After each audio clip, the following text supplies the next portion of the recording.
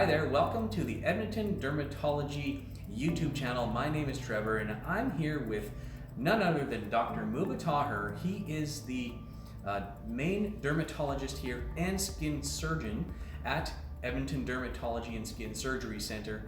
And today our topic is going to be Mohs Micrographic Surgery. Now, here's a quick quote for you from Halma Aden. Skincare is so much more important than makeup. Makeup is for when you're having fun and going out, but your skin is forever. And here's a fun statistic from Forefront Dermatology. The skin renews itself every 28 days. Now, Dr. Taher, what is Mohs surgery? So Mohs Micrographic Surgery is a very specialized kind of surgery that's utilized to remove certain types of skin cancers. And it does so in a very special way so as to minimize the amount of skin that's removed, while at the same time it gives the best chance of successfully removing every bit of that cancer root, which equals a complete cure to your skin cancer. Excellent. So what does Mohs stand for? Most people think the word Mohs is an acronym for something, whereas in fact Mohs refers to the physician who pioneered the entire technique. In fact, it was Dr. Frederick Mohs in the United States several decades ago who came up with this technique, a rather clever technique that allows us to remove the cancer in such an efficient way. Excellent. Now, how long has Mohs surgery been around for? It's been around, the earliest forms of Mohs micrographic surgery has been around for decades. I would say at least since the 50s and 60s. The current form of Mohs micrographic surgery is a little more sophisticated than its original form, but it's a technique that's been around for many decades now. Excellent. So, Dr. Taher, what types of skin cancers does Mohs surgery treat? So, the two most common skin cancers that are treated with Mohs micrographic surgery are basal and squamous cell carcinomas. One reason is simply they're the highest number of the most common types of skin cancers, and they lend themselves to this technique as an efficient cure. However, there are several other rare cancers that can also be treated using this technique. Okay, now can you explain to me how the surgery is performed? There's a number of steps, and just to summarize it, basically what happens is Mohs micrographic surgery is the cancer is removed. We use local anesthetic, the cancer is cut out. After the cancer is cut out, it is immediately sent into a specialized lab which processes the tissue using a specialized technique, and slides are created within half an hour to perhaps a couple of hours. Again, it depends on the cancer, the size of tissue, and so on. This is very different from other techniques where you have to wait days, if not more than a week, to get your results. So the tissue is sent while you're waiting, and the cancer is then analyzed under a microscope. The surgeon, that would be myself, would study it under the microscope, looking for any evidence of cancer roots remaining. Now, in the meantime, we've removed the cancer. The patient is left with a wound.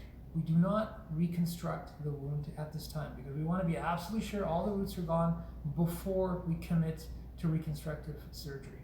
So typically dressings are put on, the patient's waiting in a specialized waiting room, and once we get the results, we update the patient, and that's when we decide, do we need to cut more, or is this the time to start thinking about possible reconstructive surgery?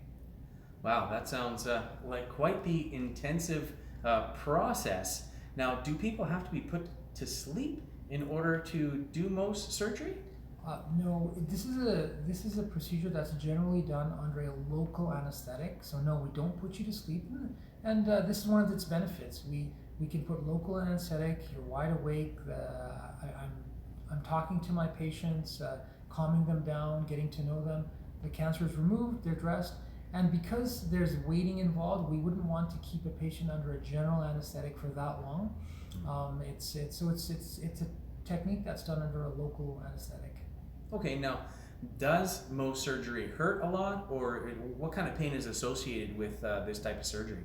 So at the time of the procedure, local anesthetic is initially infiltrated into the skin, which means that the patient has to endure at least some initial poking, and there can be a little sting from the anesthetic. There are several tricks to minimizing that initial sting and from the local anesthetic, and that's where myself, my expert nurses, we use every trick we can to make it as minimal initial discomfort as possible. Now, once the anesthetic goes in, it works fairly quickly, and that's why within minutes of the anesthetic being placed in, we can go ahead and start our procedure. So, Dr. Taher, can you tell me, how do you know if there are any roots of the skin cancer left in the skin? So the way we cut the tissue and the way we process the tissue lends itself to allowing for a 100% assessment of the root margins. I'll explain it this way. The cancers that are treated with Mohs surgery have a pattern of growth where they start at the top and they move down. This has to be the case, otherwise this technique wouldn't work. So if a cancer starts at the top of the skin and moves down, which is the way these cancers behave, if you cut from underneath the cancer and you look at 100% of the bottom margin and see absolutely no cancer, that means you've gotten deep enough and wide enough to have the cancer removed. Think of it as uprooting a tree, or a weed for that matter, in your lawn. If you go wide enough and you pull up that weed with some soil and you look underneath the weed and you don't see any roots piercing the margin of the soil that you've uplifted, you know you've got the cancer contained, or in this case, the weed roots contained within the bunch of soil that you pulled out. In a similar fashion, when I cut the cancer out, I look at 100% of the peripheral and deep margin. If I do not see any cancer roots, that confirms that the cancer has been completely excised. Wow, that's excellent. So how long does the typical Mohs surgery take? A typical layer that's taken may have a turnaround time of anywhere from 1 to 2 hours. Again, it depends on the size of the tumor. If it's a bigger piece, it may take longer as far as tissue processing and studying it under a microscope.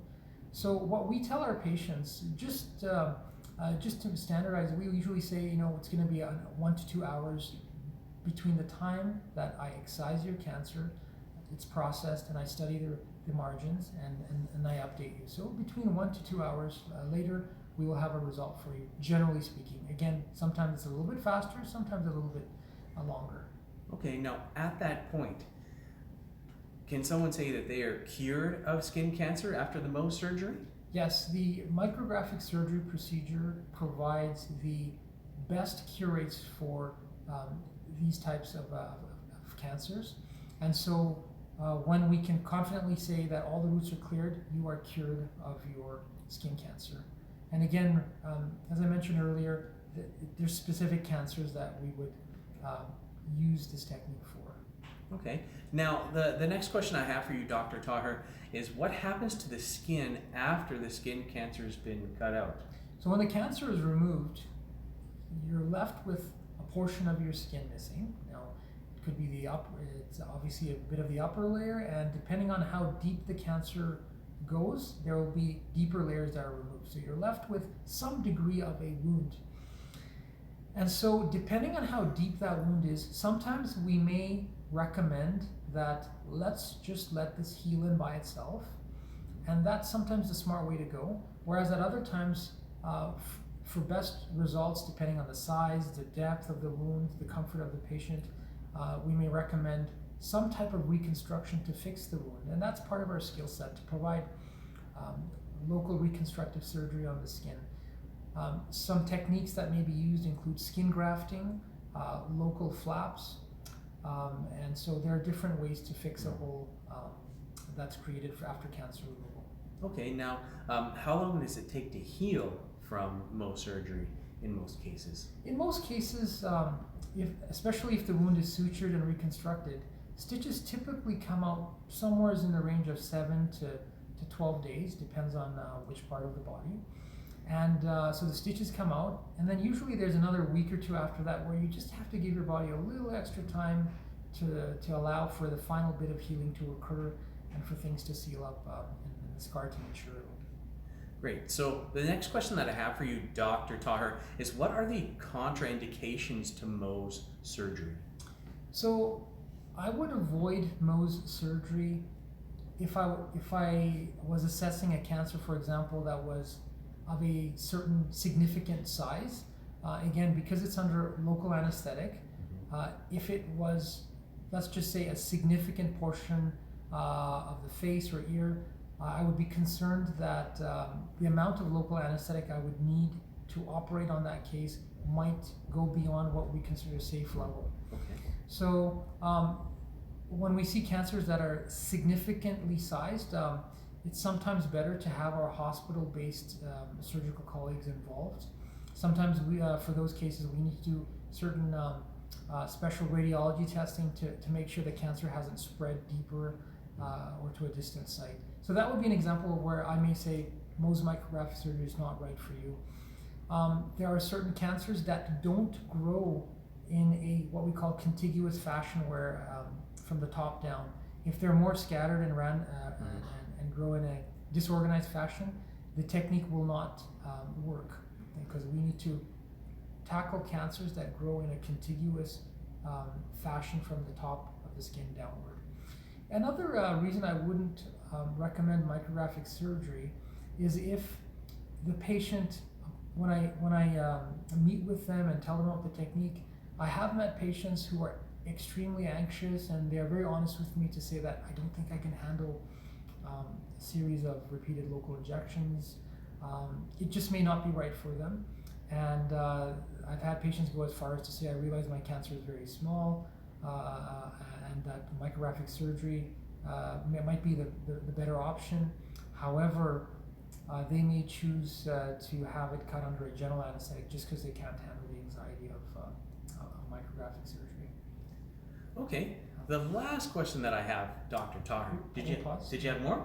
We'll just pause. Oh, sorry. Yeah. Sure. So we'll start again Okay. on that topic of would there be certain patients you would not do Mohs surgery on? You could go. Okay, sure. Dr. Taher, are there some patients that you wouldn't do Mohs surgery on? You know, although micrographic surgery is an excellent option for certain skin cancers, there are certain situations where I wouldn't recommend it, or I would use other techniques. For example, if a patient had several other illnesses or medications that would make them perhaps a higher bleeding risk, and they absolutely can't stop those. Right. If they had other medical problems that would make it difficult for them to tolerate a long day of potentially long day of surgery, I would look to other options as more suitable for those cancers. Excellent. Now, the last question that I have for you, if someone thinks they might have a skin cancer, how do they get booked in for Mohs surgery? So the first thing you should do is talk to your family doctor. They are a great first resource to look at your spot that you're concerned about, to give you further advice as to whether they're concerned. Perhaps it's something actually that's minor that they can reassure you. If they have any concerns, that's when they would get referrals made for further assessment at a surgical center such as ours. We would meet with you, assess your growth that you're concerned about, and possibly do an initial biopsy just to confirm our impressions if we were worried about a skin cancer. Now, sometimes our colleagues take care of the biopsies for us. For example, I have colleagues who are excellent dermatologists, but they don't do the procedure that I do, and so they may do your initial biopsy and assessment, and if they think a micrographic surgery is a preferred option, they would get me involved to further look after your skin cancer. Similarly, your family doctor may wish to do the biopsy, and once they get the result, they may have me involved in your care. Thank you so much, Dr. Taher, for sharing all that information about Mohs Micrographic Skin Surgery. We hope that you are paying attention during that video, and keep in mind any changes that you might see in your skin. And if you are concerned, see your family doctor, and they can refer you to a qualified skin surgeon and dermatologist like Dr. Mohs Taher. And thank you so much for joining us here. We have more videos to come. We appreciate you looking at our channel. If you like what you see here, give us a thumbs up, and please share it across YouTube.